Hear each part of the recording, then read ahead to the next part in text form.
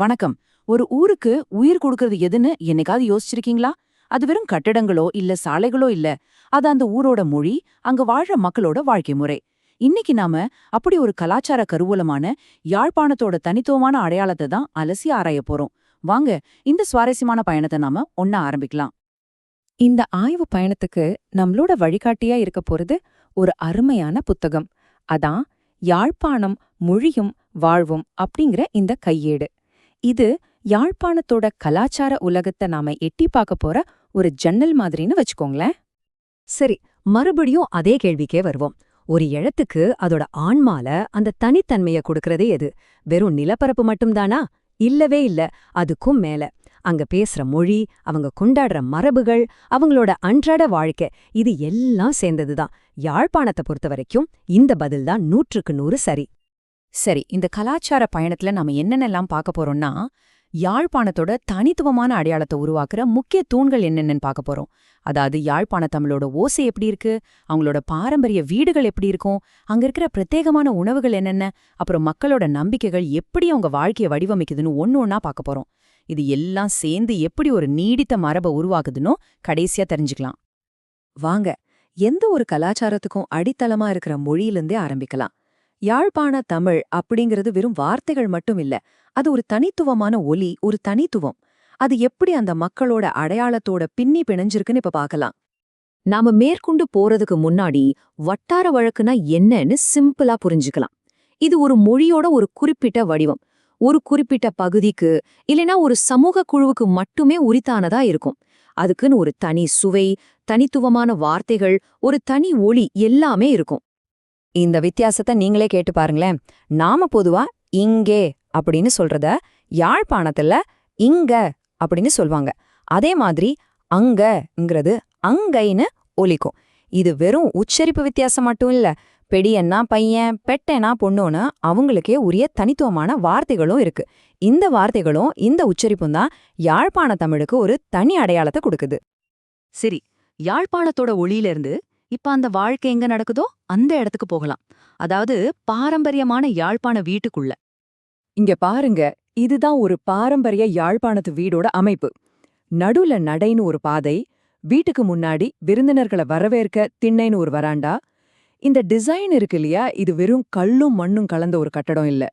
இது ஒரு குடும்பத்தோட வாழ்க்கை முறையையும் அவங்களோட சமூக உறவுகளையும் அப்படியே பிரதிபலிக்குது. இது பாருங்க, நம்ம வரைபடத்துல பார்த்தோம் இல்லையா, அதோட நிஜ வடிவம் இதுதான். இது கிட்டத்தட்ட 1900 வருஷத்துல எடுத்த ஒரு பாரம்பரிய வீடோட புகைப்படம். வீட்டுக்கு முன்னாடி இருக்கிற அந்த திண்ணைங்கிறது சும்மா உக்காந்துட்டு போற இடம் இல்ல, அது ஒரு மினி சோஷியல் கிளப் மாதிரி. அக்கம் பக்கத்துல இருக்கிறவங்க எல்லாம் கூடி பேசுற ஒரு சமூக மையமாவே இருந்திருக்கு. ஒரு யாழ்ப்பாணத்து வீடு கட்டினதோட அப்படியே நின்னுடாது, அது குடும்பத்தோட சேர்ந்து வளரும். முதல்ல ஒரு அறை, ஒரு கூடம், ஒரு திண்ணையோட ஒரு மைய வீடா ஆரம்பிக்கும். அப்புறம் தேவைக்கேத்த மாதிரி ஒரு சமையலறை, ஒரு கிணறுன்னு சேர்ப்பாங்க. தலைமுறைகள் பெருக பெருக இன்னும் அதிக அறைகள், ஒரு முன்முகப்பு அப்படின்னு வீடு விரிவடையும். இதுலேருந்து என்ன தெரியுதுன்னா, வீடுங்கிறது ஒரு உயிரோட்டமான வளர்ந்துட்டே இருக்கிற ஒரு இடம். வீட்டுக்குள்ள வந்தாச்சு. இப்ப அந்த வீட்டுக்கு உயிர் கொடுக்கிற இடத்துக்கு, அதாவது சமையலறைக்கு போகலாமா? யாழ்ப்பாணத்தை பொறுத்த வரைக்கும் சாப்பாடுங்கிறது வெறும் பசிய போக்குறதுக்கு மட்டும் இல்ல, அது உறவுகளை ஒன்னா சேர்க்கிற ஒரு பசை.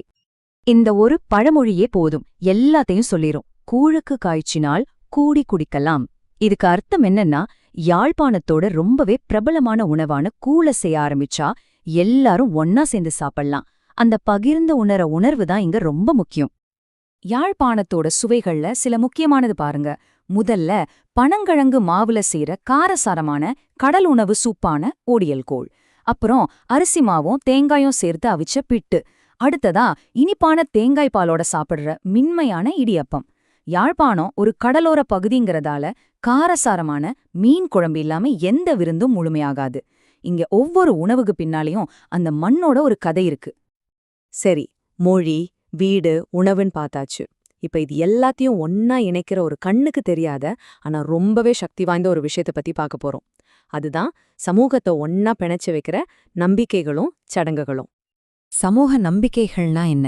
இதெல்லாம் ஒரு சமூகத்தில் இருக்கிற எல்லாரும் பகிர்ந்துக்கிற சில நம்பிக்கைகள். அதாவது பெரிய விழாக்கள்ல இருந்து தினமும் நாம ஒருத்தரோட ஒருத்தர் பழகுற விதம் வரைக்கும் எல்லாத்தையும் தீர்மானிக்கிற சில எழுதப்படாத விதிகள்னு சொல்லலாம். இந்த நம்பிக்கைகள் தான் ஒருத்தரோட வாழ்க்கை முழுக்க ஒரு வழிகாட்டி மாதிரி கூடவே வருது. பிறப்புல இருந்து இறப்பு வரைக்கும் ஒவ்வொரு முக்கியமான கட்டத்துக்கும் அதுக்கேத்த சடங்குகள் இருக்கு. குழந்தைக்கு பேர் வைக்கிறது, பூப்படைதல் விழா, சமூகத்தோட ஒரு முக்கிய அங்கமான கல்யாணம், கர்ப்ப காலத்துல செய்ற சடங்குகள், கடைசியா இறப்பு சடங்குகள் வரைக்கும் எல்லாமே அதுல அடங்கும். இந்த மரபுகள் தான் அவங்க வாழ்க்கைக்கு ஒரு கட்டமைப்பையும் ஆழமான அர்த்தத்தையும் கொடுக்குது. நம்ம பயணத்தோட கடைசி கட்டத்துக்கு வந்தாச்சு. இதுவரைக்கும் யாழ்ப்பாணத்து வாழ்க்கையோட மொழி, வீடு, உணவு, நம்பிக்கைன்னு 4 முக்கியமான அம்சங்களை பார்த்தோம். நாம இதிலேந்து புரிஞ்சிக்க வேண்டிய முக்கியமான விஷயம் என்னன்னா, இந்த 4 விஷயங்களும் தனித்தனியானவை இல்ல. மொழி, வீடு, உணவு, நம்பிக்கை. இது 4ம் ஒன்னோட ஒன்னு பின்னி பிணைஞ்சு யாழ்ப்பாணத்தோட தனித்துவமான, ரொம்ப வலுவான ஒரு கலாச்சார திரைச்சீலைய உருவாக்குது. யாழ்ப்பாணத்தை எது இவ்வளவு தனித்துவமாக்குதுன்னு பார்த்தோம் இல்லையா? இப்போ ஒரு நிமிஷம் உங்களை பத்தி யோசிச்சு பாருங்க. உங்க ஊரை, உங்க அடையாளத்தை வரையறுக்கிற மரபுகள், வார்த்தைகள், உணவுகள், நம்பிக்கைகள்னு என்னென்ன இருக்கு யோசிச்சு பாருங்க.